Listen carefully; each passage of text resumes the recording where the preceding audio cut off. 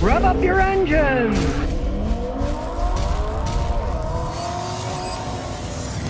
Well, as usual, Ram quality control is garbage. They're recalling 1.5 million Ram trucks because, guess what? Their electronic stability control systems, ESC, don't work because they say the software's bad.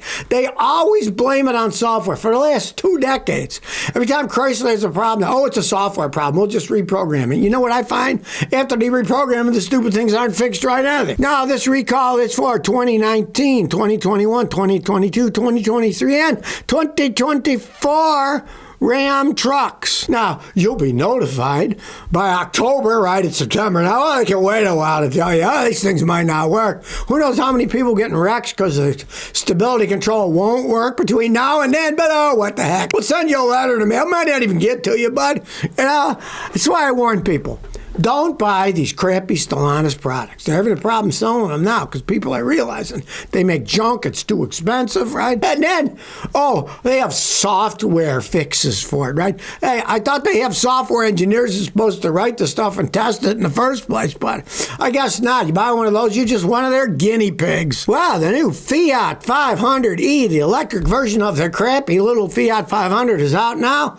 And guess what? It's tiny. Now, it's cheap. It's like, I don't know, $32,500 supposedly starting price, right? Doesn't have any room. It's got a whopping advertised range of 139 miles. So if you run the heater or the air conditioning, probably more like 100, if even that, you know? And of course, that's in stop and go traffic where you regenerate on a highway. If you're going 70, it's going to have even less than that. You know, I mean, these are little knock around, run around cars.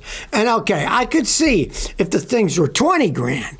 Oh, you want to knock around little car, what the heck, right? But they start at $32,500. They're not cheap for a tiny little crappy car that can only go a little over 100 miles max range. And they're rather bumpy. They're a small car. You got a wheelbase that small. They're going to be sort of relatively bumpy. Plus, they're electric cars, so they got the heavy battery in the bottom, so that makes them ride even rougher. That's just the nature of electric cars. They got big, heavy batteries. They can't put them up high. They got to put them down low. They put them up high, they go really won't handle right, flip over. So they have a tendency of riding relatively roughly. So for $32,500, you get a tiny little piece of crap that can maybe go 100 miles. Doesn't fit too many people, rides rough, but you're saving the planet with your 500e. I forecast that is going to be the biggest massive failure in the United States. The original Fiat 500 that was sold the second time around, not the original actual 500 Fiat, that was 500 because it had a little 500cc engine. That's why I called it that. But the latest version of it, the 500e that they brought out a decade ago or so in the United States when they started selling it. I think the second year they sold like 55,000 of them, right? But then the last year they sold like 50 because everybody realized what a pile of crap, right? And that was with the gasoline engine. Imagine with an electric engine. I predict these things are going to be one of the biggest failures in selling cars in the United States. And everybody knows what? Electric cars. Nobody knows how to fix them, right? Well, the Fiat dealers, they don't know how to fix anything. Electric or non-electric, and they don't have parts for them. I'm amazed that they still have Fiat dealers in the United States. They came back, they're failing miserably, yet they still push it because Stellantis is a European company. So they want to push this Italian crap on us. But hey, thank goodness most Americans aren't buying them. Well, I just read an article touting the idea of why don't you buy a used Volkswagen ID.4? That's their crossover SUV that's electric, right? Well, they're saying you can get it for less than $20,000. Well, yeah, used, right? Now, realize that buying a used Volkswagen is probably one of the dumbest things you could possibly do, even in regular cars. I try to tell people, don't buy those things. They fall apart. They're plastic junk, right? But the electric version is rather more hilarious if somebody was dumb enough to actually buy one. First of all, Volkswagen only gives a 100,000 mile warranty on their batteries, and their batteries cost a small fortune in those electric Volkswagens, right? You might say, oh, I got it for $20,000, $15,000. Yeah, then it needs a battery. Ha! There goes your investment down the toilet. Now, they have sold the ID.4s in the United States, so there are used versions out there. Last year, they sold a little bit under 38,000 of them. Not a whopping giant number, but a reasonable amount, so there's used ones on the market. And believe you me, just like the regular Volkswagens in the United States, at least, they have horrendous resale values. So people that paid over $40,000 for them, they're now selling selling for under 20 because nobody wants the stupid things.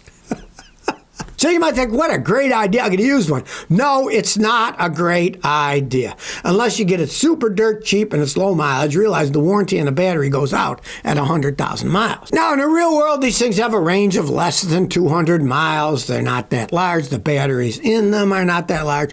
If you get the normal one, I mean, you can buy super more expensive ones that have bigger batteries, of course. But let's face the facts. The reason people are buying them is because they're cheaper. So you're going to buy the cheapest one they have, which has the cheapest battery, which has a range in the real world of less than 200 miles. I'll give you an example. I saw one the other day when I was looking around, 14,900 for a used one.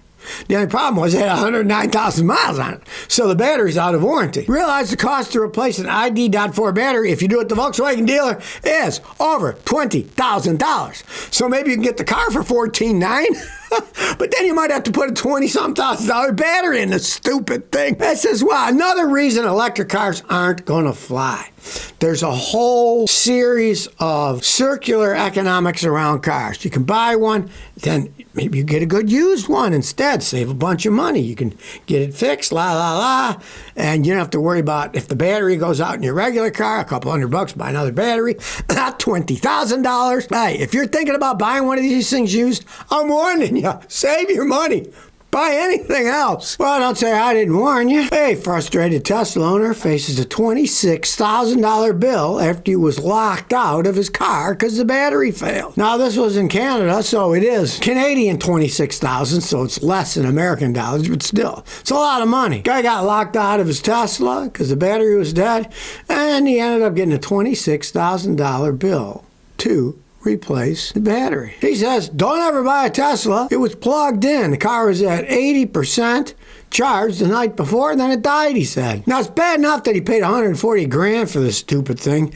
In 2013, it's a Model S. Anybody who buys cars that are that expensive is a fool. Because if you buy cars that cost that much money, guess what? The repairs cost a ton of money, too. That's just the way it goes. Go out, buy a $140,000 Mercedes, whatever. You'll find out repairs cost a fortune. They break down all the time. They have horrible resale value. Now, in his case, it looks like a battery failing is a design flaw. Turns out that the 2013 to 14 Teslas had a problem where the air conditioning system can leak on the battery pack, short it out, and goodbye. There are many people with the same problem. Then he was mad because he said when he and other owners get their vehicles serviced, the battery isn't even checked. And he said the Tesla service guys didn't have any intention to even check the battery. The main thing you check, right? And so the man says, I gave up and I'm selling it. So he sold his car. And then he says, that's the end of my Tesla journey. It's out of my life. Keep it out of yours. They're not going to fix anything for free on a car that's 11 years old, even if it's a manufacturing defect. The problem, it's all new technology, right? And even Toyota, with their hybrid cars, have had problems that coolant, which is hot, right? You know, hot coolant, it takes the heat away. But Toyota was sealing some of these modules with just silicone sealer, just glue. And as they age, the glue dries up, then the coolant leaks into the electric modules and shorts them up. And to me, that's a design flaw. I don't know what it is. Well, let's say we didn't put a gasket, I would just use glue. Well, glue kind of dries up over time, especially with heat, right? Cycling on and off, expansion, contraction, and the glue just comes apart. Silicone is notorious for that. So all these hybrid cars, electric cars, they got all kinds of design flaws. My advice is stay away from them. Now, here's some more green laughter for everybody here. Now, someone's planning the biggest creation of solar panels in America. 52 billion solar panels to cover America. They're planning on making them where? Over the highway, right? Now, what kind of an idiot came up with this idea? 52 billion panels. The money it would cost to make them, to begin with, the major highways, right? The highways are falling apart. They can't even make the road. Now, all of a sudden, they're going to have solar panels covering it, right? They got to build all these structures. They're building like mini outdoor garage sheds with poles in the middle, and then the solar panels on the top, and then poles on the outside. Those things are going to get more wrecks. Trucks are going to smash into them. Cars would smash into them. Trees would fall on them. Storm hail would destroy them. I mean, first of all, the money it would cost to put up $52 billion is staggering, you know. But then they come up with these things. This can make 4 times as much power as the United States is ever going to use. Who's going to pay for this stuff? And like I say, yeah, put them on a highway. Fast, driving vehicles going around. They're going to smash into the poles, knock them down. People are going to get killed when the panels fall on top of them. There'll be lawsuits up the wazoo. What kind of an idiot even thought of this idea? Just because they have all this space that they can put something up in the air? This has got to be one of the dumbest ideas I've ever seen. But these eco guys push it as, oh, what a great idea. Put them over all the cars, the roads. Oh, that's just such a brilliant idea. I mean, even the idea of putting them over water reservoirs and water feed canals, now that at least makes more sense. There aren't cars driving 60, 70, 80 miles an hour by them. They're going to smash into them. There's just water flowing around, right? Even then, if they're too close to the water, they might flood out. But where cars are flying down a road, right, all the different problems that could occur, the money it would cost to put up 52 billion of them, somebody's got a few screws missing between their ears. So if you never want to miss another one of my new car repair videos, remember to ring that bell.